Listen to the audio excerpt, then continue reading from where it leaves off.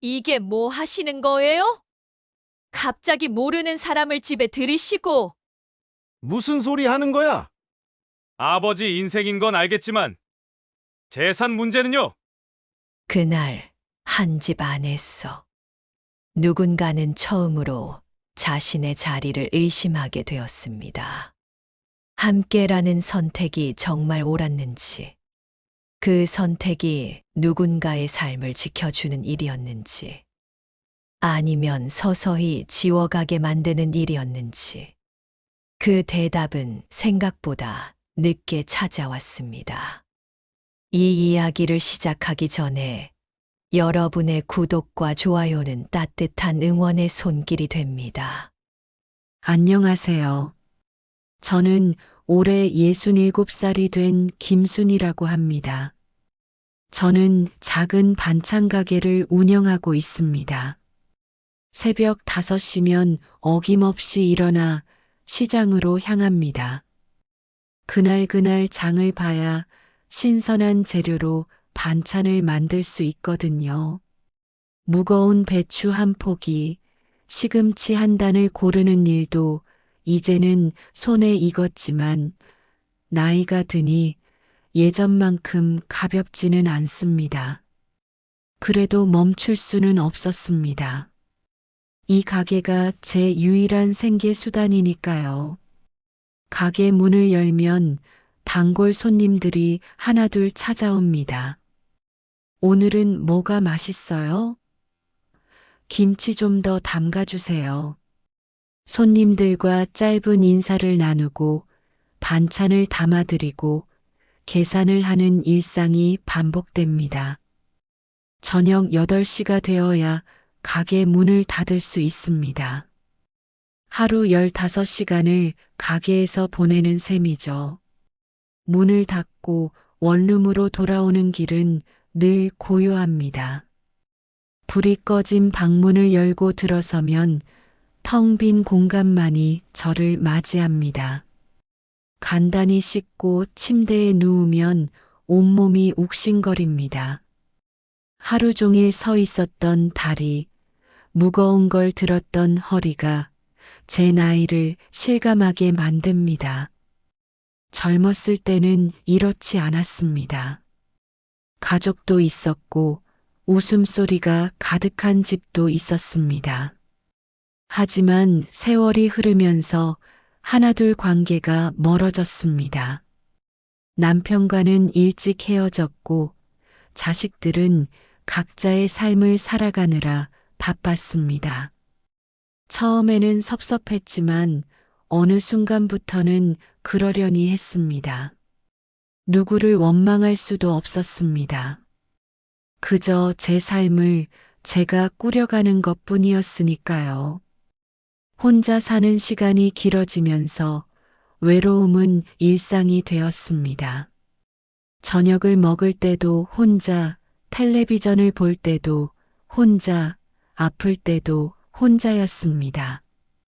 누군가와 대화를 나눈다는 건 가게 손님들과의 짧은 인사말이 전부였습니다. 밤이 깊어질수록 적막함은 더 짙어졌습니다. 이불을 덮고 누워도 쉽게 잠들지 못하는 날이 많았습니다. 가끔은 이런 생각이 들었습니다. 이렇게 늙어가는 건가? 아무도 없이 혼자서. 삶은 안정되어 있었습니다. 가게 수입으로 먹고 사는 데는 지장이 없었고 건강도 그럭저럭 괜찮았습니다. 하지만 정서적으로는 기댈 곳이 없었습니다. 마음 한켠에는 늘 허전함이 남아 있었습니다. 누군가와 따뜻한 말 한마디를 나누고 싶었고 퇴근 후 불 켜진 집으로 돌아가고 싶었습니다. 그렇게 하루하루를 버텨내고 있었습니다. 내일도 새벽 5시에 일어나 시장에 갈 것이고 하루 종일 가게를 지킬 것이고 저녁이 되면 또다시 빈 원룸으로 돌아올 것입니다. 변하지 않는 일상 속에서 저는 점점 무뎌져 가고 있었습니다. 그런 일상 속에서 유일하게 변화라고 할 만한 것이 있었습니다. 가게에 자주 들르는 남자 손님이 한 분 계셨습니다. 처음에는 다른 손님들과 다를 바 없었습니다. 일주일에 두세 번 정도 들러서 밑반찬 몇 가지를 사가는 정도였죠. 그런데 시간이 지나면서 조금씩 달라졌습니다. 가게 앞을 지나가다가 안부를 묻기도 하고 반찬을 사러 왔다가 잠시 이야기를 나누고 가기도 했습니다. 그분은 말수가 많은 편은 아니었습니다. 하지만 태도가 부드러웠고 말투도 정중했습니다. 오늘은 손님이 많으셨어요? 요즘 장사는 좀 어때요? 같은 질문을 건넬 때면 진심으로 궁금해하는 것 같았습니다. 그럴 때마다 저도 짧게 대답을 했습니다. 그럭저럭요. 먹고 살만해요. 별다른 의미 없이 주고받는 인사말이라고 생각했습니다. 어느 날은 제가 무거운 김치통을 옮기다가 허리를 삐끗한 적이 있었습니다. 얼굴을 찌푸리며 허리를 주무르고 있는데 마침 그분이 가게 앞을 지나가다가 보셨나 봅니다. 괜찮으세요? 제가 도와드릴까요? 하며 다가오셨습니다. 저는 괜찮다고 손사래를 쳤지만 그분은 김치통을 냉장고까지 옮겨주셨습니다. 나이 들면 허리 조심하셔야 해요. 무리하지 마세요. 그 말이 참 따뜻하게 느껴졌습니다. 그 일이 있고 나서 조금씩 대화가 늘어났습니다. 날씨 이야기, 동네 소식, 장사 이야기 같은 사소한 주제들이었습니다. 그분도 혼자 사신다는 걸 알게 되었습니다.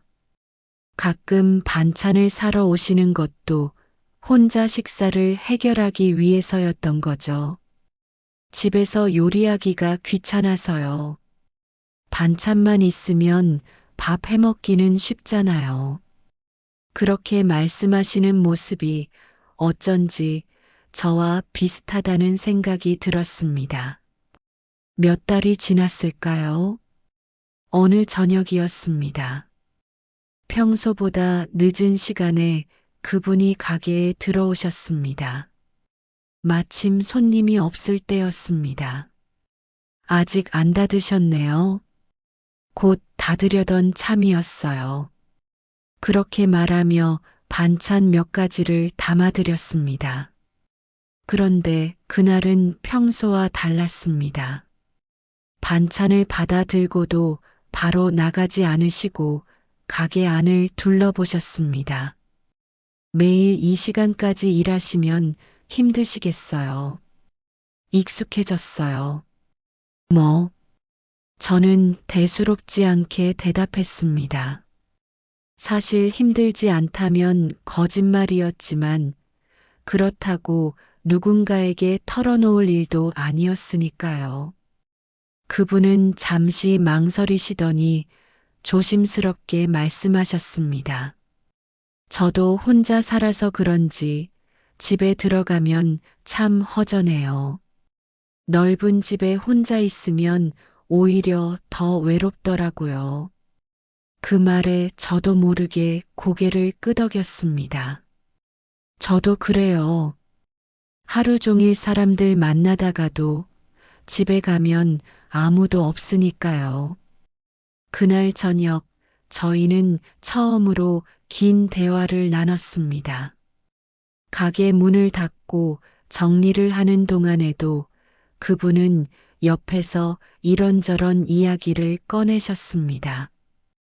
본인도 젊었을 때는 가족이 있었지만 지금은 혼자라는 것, 집은 넓지만 쓸쓸하다는 것, 나이가 들수록 사람이 거리워진다는 것.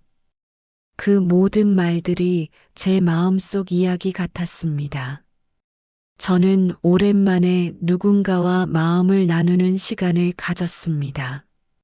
단순한 인사말이 아니라 진짜 대화를 나눴습니다. 서로의 외로움을 이해하는 사람을 만난다는 게 이렇게 위로가 되는 일인지 그제야 알았습니다. 그분이 돌아가신 후 저는 평소보다 마음이 한결 가벼웠습니다. 원룸으로 돌아가는 길도 그날만큼은 덜 외로웠습니다. 누군가 제 이야기를 들어줬다는 것만으로도 충분히 따뜻했습니다. 그 이후로 저희는 가끔씩 함께 식사를 하게 되었습니다. 처음에는 그분이 오늘 저녁 드셨어요? 근처에 괜찮은 국밥집이 있는데 같이 가실래요? 하고 제안하셨습니다. 저는 잠시 망설였지만 어차피 혼자 먹을 저녁이라는 생각에 따라 나섰습니다. 국밥집에 앉아 뜨거운 국물을 마시며 이야기를 나누는 시간이 생각보다 편안했습니다. 식사 자리에서 저희는 더 많은 이야기를 나눴습니다.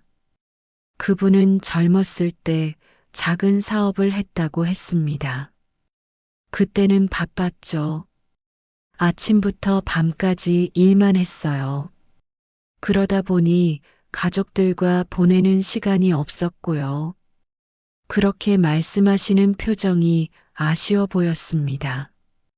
지금 생각하면 후회되는 일들이 많아요. 돈은 벌었는데 정작 중요한 걸 놓쳤더라고요. 저도 그 말에 공감이 갔습니다. 살아오면서 놓친 것들, 후회되는 순간들이 떠올랐습니다. 저도 제 이야기를 조금씩 꺼냈습니다. 혼자 가게를 운영하며 살아온 시간들, 가족과 멀어진 이유들, 외로웠던 순간들. 평소 같았으면 누구에게도 하지 않았을 이야기들이었습니다. 그런데 그분 앞에서는 자연스럽게 말이 나왔습니다. 들어주는 사람이 있다는 것만으로도 위로가 되었습니다. 힘드시겠어요. 매일 그렇게 일만 하시면. 일을 안 하면 더 외로워요. 가게라도 있으니까 사람들을 만나잖아요. 제 대답에 그분은 고개를 끄덕이셨습니다. 저도 그래요. 집에만 있으면 답답해서 자꾸 밖으로 나오게 돼요. 그래서 산책도 하고 이렇게 반찬도 사러 오고요. 그렇게 한 달에 2~3번씩 만나 식사를 하게 되었습니다. 가끔은 그분이 가게 일을 도와주시기도 했습니다. 무거운 물건을 옮기거나 청소를 할 때 자연스럽게 거들어 주셨습니다. 제가 할 수 있는 건 이것밖에 없네요. 그렇게 말씀하시며 웃으셨지만 저에게는 큰 도움이 되었습니다. 누군가 옆에서 함께 일해준다는 것만으로도 힘이 났습니다. 어느 날 저녁 그분이 조심스럽게 본인의 집 이야기를 꺼내셨습니다. 제가 사는 집이 좀 넓어요. 혼자 살기엔 너무 크죠.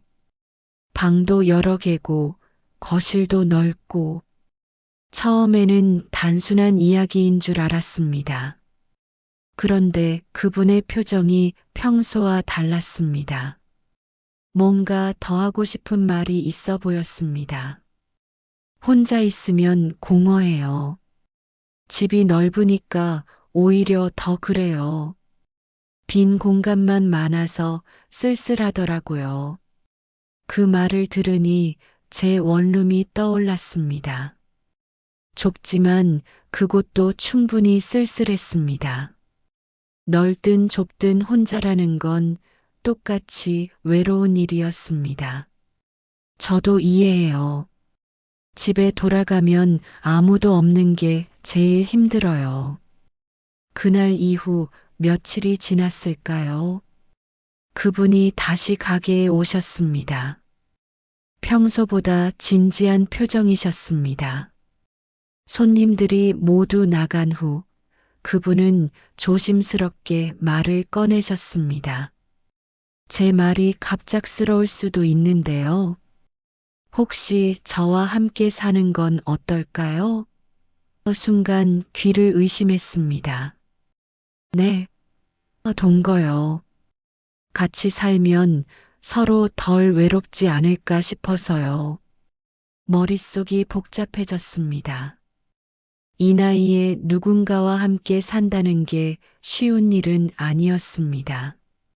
서로 오래 혼자 살았던 사람들이 한 공간에서 지낸다는 게 과연 가능할까? 습관도 다르고 생활 방식도 다를 텐데. 하지만 동시에 다른 생각도 들었습니다. 매일 반복되는 외로운 일상에서 벗어날 수 있다면 누군가와 함께여서 조금이라도 덜 쓸쓸할 수 있다면 생각해 보시고 말씀해 주세요. 부담 갖지 마시고요. 천천히 결정하셔도 돼요. 그분은 제 대답을 재촉하지 않으셨습니다. 하지만 그날부터 저는 밤마다 그 제안에 대해 생각했습니다. 새벽까지 뜬 눈으로 천장을 바라보며 고민했습니다. 가게 일을 하면서도 머릿속에서 그 생각이 떠나지 않았습니다. 현재의 삶에서 벗어나고 싶다는 마음이 컸습니다. 매일 같은 일상, 혼자 먹는 밥, 말없는 원룸. 그 모든 게 지겹고 힘들었습니다. 함께 살면 저녁을 같이 먹을 수 있고, 이야기를 나눌 수 있고, 외롭지 않을 거라는 기대가 점점 커졌습니다. 나이도 처지도 고려해야 했지만, 결국 마음이 가는 쪽은 정해져 있었습니다. 며칠 후, 저는 그분에게 말씀드렸습니다. 같이 살아보겠습니다. 동거를 결정하고 며칠 후 저는 그분의 집으로 이사를 했습니다. 가진 짐이 많지 않아서 짐 정리는 금방 끝났습니다. 옷가지 몇 벌과 생필품, 그리고 소중히 간직해온 사진 몇 장이 전부였습니다. 원룸 문을 닫고 나올 때는 묘한 기분이 들었습니다. 오랜 시간 혼자 버텨온 공간을 떠난다는 것, 새로운 삶이 시작된다는 것에 대한 기대와 불안이 뒤섞여 있었습니다. 그분의 집에 도착했을 때 첫인상은 넓다는 것이었습니다. 현관문을 열자 넓은 거실이 펼쳐졌고 복도 양쪽으로 방들이 여러 개 있었습니다. 이쪽 방을 쓰시면 돼요. 햇볕도 잘 들고 조용해요. 그분이 안내해 준 방은 제 원룸보다 훨씬 컸습니다. 창문도 크고 옷장도 넉넉했습니다. 감사합니다. 정말 좋네요. 저는 진심으로 감사했습니다. 집 안 곳곳을 둘러보니 정돈이 잘 되어 있었습니다. 거실 소파도 고급스러워 보였고 주방 기구들도 깔끔하게 정리되어 있었습니다. 혼자 사시면서 이렇게 깨끗하게 관리하셨어요? 뭐 할 일이 없으니까요. 청소라도 하면서 시간을 보내죠. 그분은 담담하게 대답하셨지만 경제적으로 여유가 있다는 게 느껴졌습니다. 제가 살던 좁은 원룸과는 비교할 수 없을 정도로 안정된 환경이었습니다. 처음 며칠은 새로운 환경에 적응하느라 정신이 없었습니다. 아침에 일어나 커튼을 열면 넓은 창으로 햇살이 가득 들어왔습니다. 주방에서 아침을 준비하면 그분도 나와서 함께 식사를 했습니다. 잘 주무셨어요? 네, 침대가 편해서 오랜만에 푹 잤어요.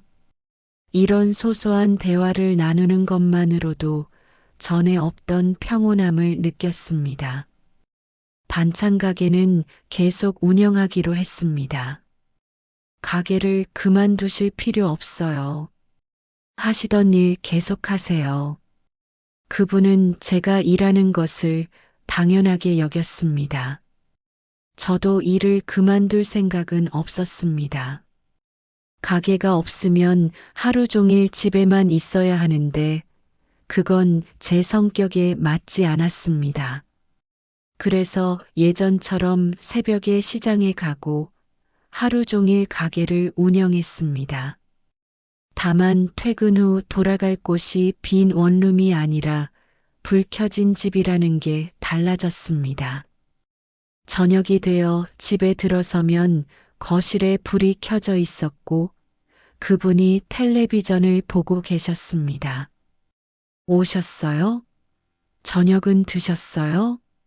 아니요, 이제 먹으려고요. 그럼 같이 먹을까요? 함께 식탁에 앉아 저녁을 먹는 시간이 좋았습니다. 더 이상 혼자 밥을 먹지 않아도 된다는 게 큰 위로였습니다. 하지만 시간이 지나면서 조금씩 불편함이 느껴지기 시작했습니다. 집안에서 제 역할과 위치가 명확하지 않았습니다. 이 집은 분명 그분의 집이었고 저는 들어와 사는 사람이었습니다. 가사 일을 할 때도 어디까지 제가 해야 하는지 애매했습니다. 제가 설거지 할게요. 아니에요, 제가 할게요. 서로 양보하려다 보니 오히려 어색해졌습니다. 생활 방식도 조금씩 달랐습니다. 그분은 아침 일찍 일어나는 편이 아니었고 저는 새벽 5시면 일어나야 했습니다. 제가 나갈 준비를 할 때 소리를 내지 않으려고 조심했지만 신경이 쓰였습니다. 주방을 쓸 때도 거실을 지날 때도 자꾸 눈치를 보게 되었습니다. 가장 힘든 건 집안에서의 주도권이 분명히 그분에게 있다는 점이었습니다. 오늘은 이렇게 해볼까요? 제가 뭔가 제안을 하면 그것보다는 이게 나을 것 같은데요. 하며 다른 방향으로 이야기가 흘러갔습니다. 나쁜 의도는 아니었을 겁니다. 오래 혼자 살면서 본인만의 방식이 굳어진 거겠죠. 하지만 저는 점점 제 의견을 내는 게 조심스러워졌습니다. 그렇게 몇 주가 지나면서 저는 이 집에서 손님처럼 머무는 사람이 되어가고 있었습니다. 편하게 쉴 수 있는 공간이 아니라 늘 신경 쓰며 조심해야 하는 곳으로 변해갔습니다. 함께 있어도 외롭지 않을 거라는 기대는 점점 빛을 잃어갔습니다. 동거 생활이 2달쯤 지났을 무렵이었습니다. 어느 주말 오후 저는 가게를 일찍 닫고 집으로 돌아왔습니다. 평소보다 일찍 들어온 터라 집에서 쉬면서 밀린 빨래라도 할 생각이었습니다. 현관문을 열고 들어서는데 거실에서 낯선 목소리가 들려왔습니다. 아버지, 집에 계세요? 젊은 남자의 목소리였습니다. 저는 순간 멈칫했습니다. 그분에게 자식이 있다는 건 알고 있었지만 직접 만난 적은 없었습니다. 아, 왔구나. 들어와. 그분의 목소리가 들렸습니다. 저는 조용히 신발을 벗으며 거실 쪽을 바라봤습니다. 거실 소파에는 30대쯤 되어 보이는 남자와 여자가 앉아 있었습니다. 아들과 며느리인 것 같았습니다. 제가 들어서자 두 사람의 시선이 일제히 저를 향했습니다. 안녕하세요. 저는 어색하게 인사를 건넸습니다. 하지만 돌아온 건 차가운 시선뿐이었습니다. 네. 아들이 짧게 대답했고 며느리는 고개만 살짝 까딱였습니다. 이분은 저랑 같이 지내시는 분이야. 그분이 소개를 했지만 아들의 표정은 굳어 있었습니다. 처음 뵙겠습니다. 저는 제가 말을 이으려는데 아들이 끼어들었습니다. 아버지, 잠깐 저쪽에서 얘기 좀 할까요? 그리고는 그분을 방으로 데리고 들어갔습니다. 거실에는 저와 며느리만 남았습니다. 며느리는 저를 쳐다보지도 않고 핸드폰만 들여다봤습니다. 어색한 침묵이 흘렀습니다. 저는 주방으로 가서 물이라도 따르려고 했지만 손이 떨렸습니다. 방에서는 목소리가 새어나왔습니다. 크게 다투는 건 아니었지만 아들의 목소리 톤이 불편해하는 게 느껴졌습니다. 한참 후에 두 사람이 방에서 나왔습니다. 그분의 표정이 평소와 달랐습니다. 어딘가 불편하고 무거워 보였습니다. 그럼 저희는 이만 가보겠습니다. 아들이 말했습니다. 벌써? 저녁이라도 먹고 가지.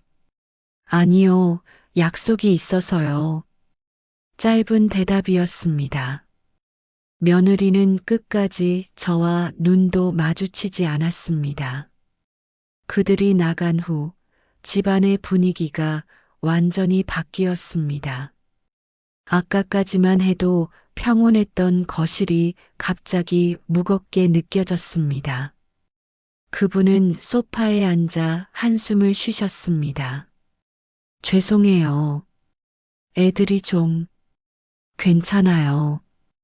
이해해요. 저는 그렇게 대답했지만 사실 마음이 편하지 않았습니다. 저녁 식사 시간이 되었지만 둘 다 입맛이 없었습니다. 간단히 국수라도 끓여 먹자고 했지만 식탁에 앉아서도 말이 없었습니다. 아이들이 갑자기 와서 당황하셨죠? 그분이 조심스럽게 물으셨습니다. 조금요. 하지만 자식들이 아버지 걱정하는 건 당연한 거잖아요. 그래도 미안해요. 미리 얘기를 했어야 했는데. 그분은 계속 미안하다는 말만 하셨습니다. 하지만 정작 중요한 건 다른 것이었습니다. 아들과 며느리가 저를 어떻게 생각하는지, 그분은 그들 앞에서 어떤 입장을 취할 것인지, 그런 것들에 대해서는 아무 말씀이 없으셨습니다.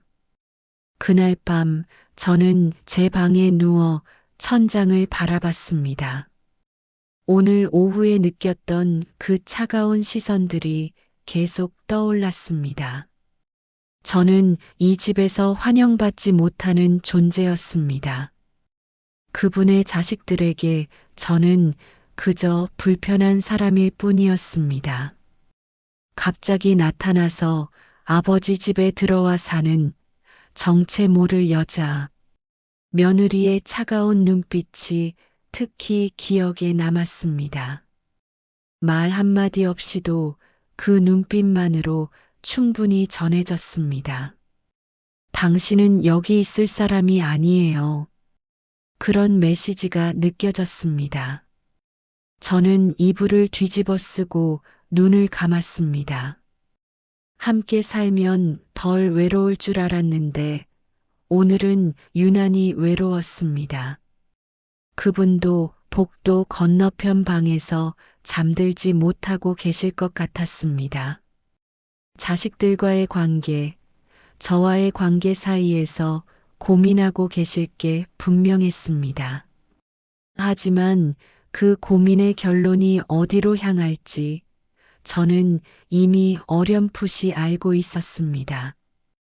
침묵 속에서 밤은 깊어갔고 저는 처음으로 이 집을 나가야 할지도 모른다는 생각을 했습니다.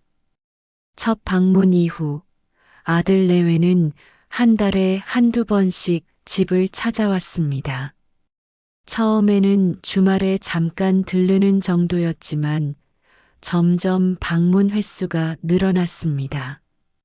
그리고 올 때마다 저를 대하는 태도는 변하지 않았습니다. 인사는 건성으로 받고 대화도 거의 나누지 않았습니다. 저는 그들이 올 때마다 제 방으로 들어가 있거나 아예 가게에 나가 있는 편이 나았습니다. 어느 일요일 오후였습니다. 아들 내외가 또 찾아왔습니다. 이번에는 손녀까지 데리고 왔습니다. 할아버지, 보고 싶었어요. 아이의 밝은 목소리가 집안에 울려 퍼졌습니다. 그분은 손녀를 반갑게 안아주셨습니다. 우리 공주 많이 컸네. 가족끼리의 정겨운 시간이었습니다. 저는 주방에서 과일을 깎고 있었습니다. 거실에서는 웃음소리가 들려왔습니다. 저도 과일 접시를 들고 거실로 나갔습니다. 과일 좀 드세요. 저는 조심스럽게 말했습니다. 그분은 고맙습니다 하고 받으셨지만 아들 내외는 거들떠보지도 않았습니다. 며느리는 오히려 손녀에게 엄마가 싸운 거 먹어 하며 본인이 준비해 온 과일을 꺼냈습니다. 그 순간 제가 준비한 과일 접시가 초라하게 느껴졌습니다. 저는 조용히 주방으로 돌아왔습니다. 싱크대에 기대어 서서 깊은 숨을 들이쉬었습니다. 가슴이 답답했습니다. 제가 이 집에서 아무리 노력해도 그들에게는 아무 의미가 없었습니다. 아버지, 요즘 건강은 어떠세요? 아들의 목소리가 들렸습니다. 응, 괜찮아. 별일 없어. 식사는 잘 챙겨 드시고요. 그럼 잘 먹고 있지. 그분은 대답하셨지만 아들의 다음 말이 저를 얼어붙게 만들었습니다. 혹시 무슨 불편한 일은 없으세요? 생활하시는데 문제는 없고요. 그 말의 의미를 모를 리 없었습니다. 아들은 제가 이 집에서 그분께 부담을 주는 건 아닌지 확인하고 있었습니다. 그분은 아니야, 다 좋아하고 대답하셨지만 목소리에 힘이 없었습니다. 그리고 더 이상 그 주제에 대해서는 말씀하지 않으셨습니다. 아들 내외가 돌아간 후 집안은 다시 조용해졌습니다. 하지만 그 정적이 편하지 않았습니다. 그분은 소파에 앉아 말없이 텔레비전만 보고 계셨습니다. 저는 설거지를 하면서 오늘 있었던 일들을 떠올렸습니다. 며느리의 차가운 눈빛, 제가 깎은 과일을 거들떠보지도 않던 모습, 아들의 탐색하는 듯한 질문들. 괜찮으세요? 제가 물었습니다. 네, 괜찮아요. 그분은 그렇게 대답하셨지만 표정은 편해 보이지 않았습니다. 자식들이 걱정하는 건 당연한 거예요. 신경 쓰지 마세요.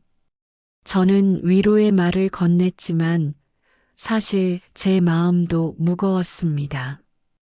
그날 밤부터 저는 더욱 조심하게 되었습니다. 집안에서 소리를 내지 않으려 노력했고 그분과 대화할 때도 필요한 말만 했습니다. 아들 내외가 또 찾아올 때를 대비해서 최대한 눈에 띄지 않으려 했습니다. 제 방에서 보내는 시간이 점점 늘어났습니다. 그분도 변했습니다. 예전처럼 편하게 대화하지 않으셨습니다. 오늘 저녁 뭐 드실래요? 아무거나 괜찮아요. 내일 시장 가는데 필요한 거 있으세요? 아니요, 없어요. 대화는 점점 짧아졌고 서로 눈치를 보게 되었습니다. 어느 날 저녁 그분이 조심스럽게 말씀하셨습니다. 아이들이 좀 예민하게 받아들이는 것 같아요. 이해해 주세요. 알아요. 괜찮아요. 저는 그렇게 대답했습니다. 하지만 속으로는 물었습니다. 언제까지 이해하고 참아야 하나요? 그분은 계속 말씀하셨습니다. 조금만 시간이 지나면 아이들도 익숙해질 거예요. 지금은 낯설어서 그런 거니까요. 하지만 저는 알고 있었습니다. 시간이 지난다고 해서 그들의 마음이 변하지 않는다는 것을, 오히려 시간이 지날수록 저에 대한 불편함은 더 커질 거라는 것을. 넓은 집에 살지만 저는 점점 작아지고 있었습니다. 제 방 한켠에 웅크리고 앉아 창밖을 바라보는 시간이 많아졌습니다. 함께 있어도 외로웠고 말을 해도 들리지 않는 것 같았습니다. 동거가 오히려 더 깊은 고립을 만들고 있었습니다. 원룸에서 혼자 살 때보다 더 외로웠습니다. 그때는 적어도 눈치 볼 사람이 없었으니까요. 동거를 시작한 지 석 달째 되던 어느 토요일이었습니다. 저는 가게를 평소보다 일찍 닫고 집으로 돌아왔습니다. 몸이 유난히 피곤했고 마음도 지쳐 있었습니다. 현관문을 열고 들어서는데 또다시 거실에서 목소리가 들렸습니다. 아들 내외였습니다. 이번에는 분위기가 달랐습니다. 거실에는 아들 내외뿐만 아니라 딸로 보이는 여자분도 함께 있었습니다. 세 자녀가 모두 모인 것 같았습니다. 안녕하세요. 저는 인사를 했지만 역시나 차가운 반응만 돌아왔습니다. 그분은 소파에 앉아 계셨는데 표정이 매우 불편해 보였습니다. 들어와서 좀 쉬세요. 우리는 애들이랑 얘기 중이에요. 그분이 말씀하셨습니다. 저는 고개를 끄덕이고 제 방으로 향했습니다. 하지만 복도를 걷는데 거실에서 목소리가 새어나왔습니다. 작은 목소리였지만 또렷하게 들렸습니다. 아버지, 이게 뭐 하시는 거예요? 아들의 목소리였습니다. 무슨 소리냐? 갑자기 모르는 사람을 집에 들이시고 이렇게 사시면 저희는 어떡해요? 너희가 걱정할 일 아니야. 내 인생이잖아. 그분의 목소리에도 힘이 실렸습니다. 아버지 인생이긴 한데 저희도 아버지 자식이잖아요. 만약에 무슨 일이라도 생기면요? 재산 문제는요? 딸의 목소리도 들렸습니다. 그 말을 듣는 순간 가슴이 철렁 내려앉았습니다. 결국 그들이 걱정하는 건 그분의 행복이 아니라 재산이었습니다. 무슨 소리 하는 거야? 그런 식으로 생각하지 마. 그분이 목소리를 높이셨습니다. 하지만 자식들은 물러서지 않았습니다. 아버지, 저희가 나쁜 의도로 하는 말이 아니에요. 그냥 걱정돼서 그래요. 저 사람이 어떤 사람인지도 모르잖아요. 저는 방문을 닫았습니다. 더 이상 듣고 싶지 않았습니다. 침대에 앉아 두 손으로 얼굴을 감쌌습니다. 눈물이 날 것 같았지만 참았습니다. 저 사람, 그들은 제 이름조차 부르지 않았습니다. 그저 저 사람이었습니다. 1시간쯤 지났을까요? 거실이 조용해졌습니다. 자식들이 돌아간 것 같았습니다. 저는 방문을 열고 나갔습니다. 그분은 소파에 앉아 고개를 떨군 채 계셨습니다. 힘드셨죠? 제가 말을 걸었습니다. 미안해요. 아이들이 너무 심했어요. 그분은 사과하셨습니다. 하지만 저는 그 사과가 공허하게 느껴졌습니다. 괜찮아요. 저는 그렇게 대답했지만 사실 괜찮지 않았습니다. 그분은 자식들 앞에서 저를 제대로 지켜주지 못했습니다. 변명만 하셨을 뿐 분명한 입장을 밝히지 않으셨습니다. 시간이 지나면 아이들도 이해할 거예요. 그분은 또다시 그 말을 하셨습니다. 하지만 저는 더 이상 그 말을 믿을 수 없었습니다. 시간이 지난다고 해결될 문제가 아니었습니다. 자식들은 절대 저를 받아들이지 않을 것이고 그분은 자식들과 저 사이에서 계속 흔들릴 것입니다. 그날 밤 저는 결심했습니다. 더 이상 이곳에 머물 수 없다고. 이 집에서 제 미래는 없었습니다. 아무리 시간이 지나도 저는 환영받지 못하는 존재일 뿐이었습니다. 자식들의 눈치를 보며 살고 그분에게 짐이 되며 살 수는 없었습니다. 다음 날 아침 저는 조용히 짐을 쌌습니다. 가져온 게 많지 않았기에 금방 정리됐습니다. 옷가지와 사진 몇 장, 그게 전부였습니다. 그분은 아침 일찍 산책을 나가셨습니다. 저는 그 시간을 이용해서 집을 나가기로 했습니다. 거실 테이블 위에 짧은 메모를 남겼습니다. 그동안 감사했습니다. 편히 지내세요. 더 길게 쓸 수도 있었지만 굳이 그럴 필요가 없었습니다. 설명을 한다고 해서 상황이 달라지는 건 아니었으니까요. 가방을 들고 현관문을 열었습니다. 뒤돌아보니 넓은 거실이 보였습니다. 석 달 동안 제가 머물렀던 공간이었습니다. 하지만 한 번도 제 집처럼 느껴지지 않았던 곳이었습니다. 저는 문을 닫고 복도로 나왔습니다. 엘리베이터를 타고 내려가면서 가슴이 답답했습니다. 외로워서 시작한 동거였지만 결국 더 큰 외로움만 남겼습니다. 하지만 동시에 마음 한편이 가벼워지는 것도 느꼈습니다. 더 이상 눈치 볼 필요가 없다는 것, 제 자리를 찾아 돌아간다는 것이 오히려 안도감을 주었습니다.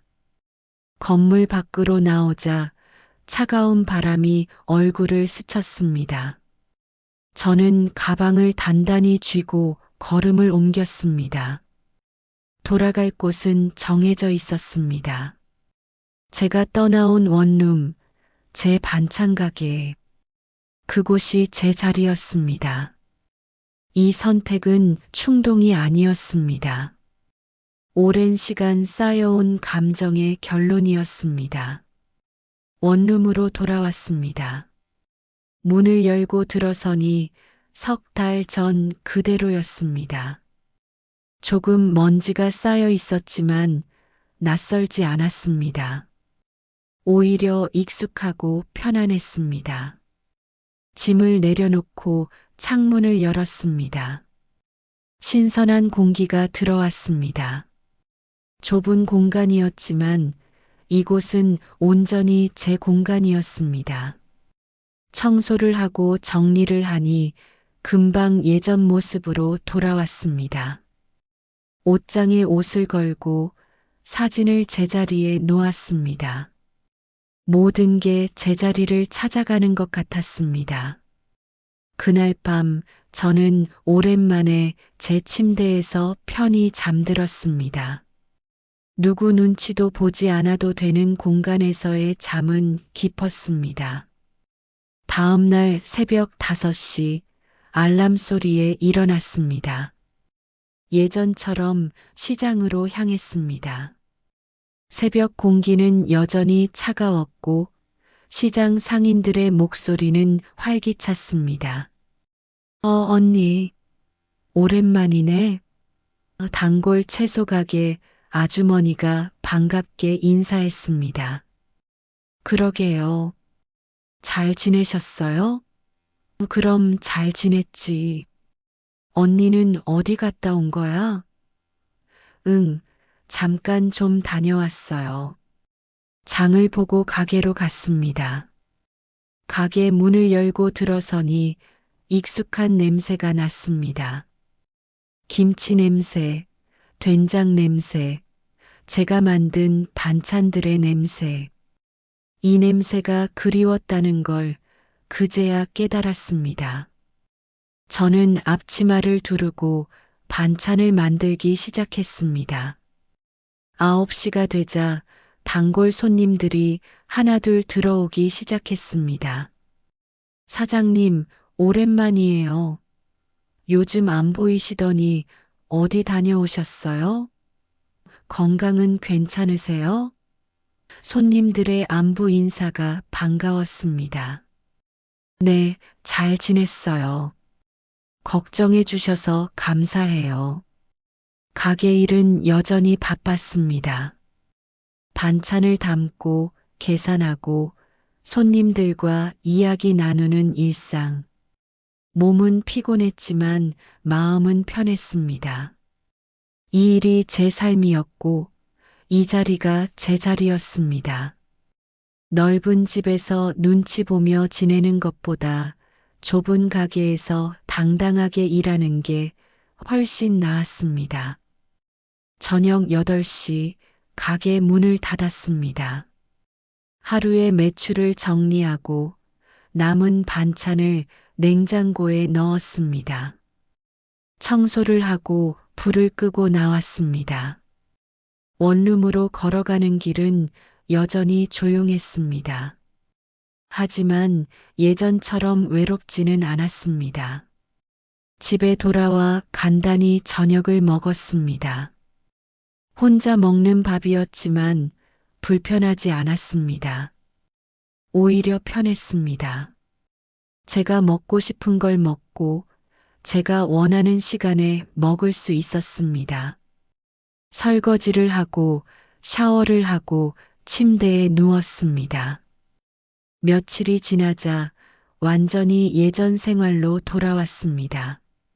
새벽에 일어나고 시장 가고 가게 운영하고 저녁에 집으로 돌아오는 일상. 단조로워 보일 수도 있는 삶이었지만 저는 이 삶이 좋았습니다. 누구에게 맞출 필요도 없고 눈치 볼 필요도 없었습니다. 가끔 그분 생각이 났습니다. 지금쯤 어떻게 지내고 계실까? 자식들과는 관계가 나아졌을까? 하지만 오래 생각하지는 않았습니다. 그분도 결국 본인의 삶을 살아가고 계실 테니까요. 그리고 저도 제 삶을 살아가고 있었습니다. 어느 날 단골 손님 한 분이 물으셨습니다. 사장님, 요즘 표정이 밝아 보여요. 좋은 일 있으세요?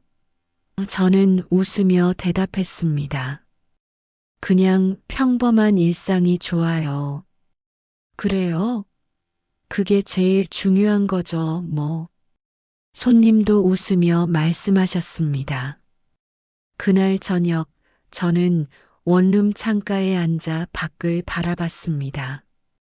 좁은 창문으로 보이는 풍경은 평범했습니다.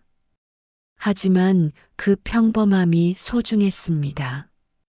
함께 있었지만 외로웠던 시간을 지나 혼자이기에 온전해진 삶을 살고 있었습니다. 저는 더 이상 누군가의 공간에 머무는 사람이 아니었습니다. 제 원룸에서, 제 가게에서 제 삶을 스스로 꾸려가는 주체였습니다. 외로움이 없다고 할 수는 없었습니다. 여전히 밤이 깊어지면 쓸쓸할 때가 있었습니다. 하지만 그 외로움조차 제 것이었습니다. 내일도 새벽 5시에 일어날 것입니다. 시장에 가서 신선한 재료를 고를 것이고 하루 종일 반찬을 만들 것입니다. 손님들과 인사를 나누고 저녁이 되면 이 원룸으로 돌아올 것입니다. 변하지 않는 일상이지만 이제는 그 일상이 편안했습니다. 누군가와 함께하는 삶이 답은 아니었습니다. 중요한 건 그 삶이 진짜 제 것인지, 제가 온전히 저로 살 수 있는지였습니다. 지금의 저는 비록 혼자지만 당당했습니다. 제 선택으로 살아가는 삶, 그것이 가장 중요했습니다. 창밖으로 별이 보였습니다. 작은 별들이 반짝이고 있었습니다. 저도 그 별들처럼 작지만 제 자리에서 빛나고 있었습니다. 그것만으로 충분했습니다. 그녀는 더 이상 누군가의 집에 머무는 사람이 아니라 자신의 삶을 스스로 선택하는 사람이 되었습니다. 함께여서 외로웠던 시간을 지나 혼자라서 비로소 편안해진 오늘. 그 선택은 실패가 아니라 늦게 찾아온 용기였습니다. 이 이야기가 마음에 남으셨다면 구독과 좋아요로 함께해 주시면 큰 힘이 됩니다. 다음 이야기에서도 삶의 선택과 현실을 담아 전해드리겠습니다.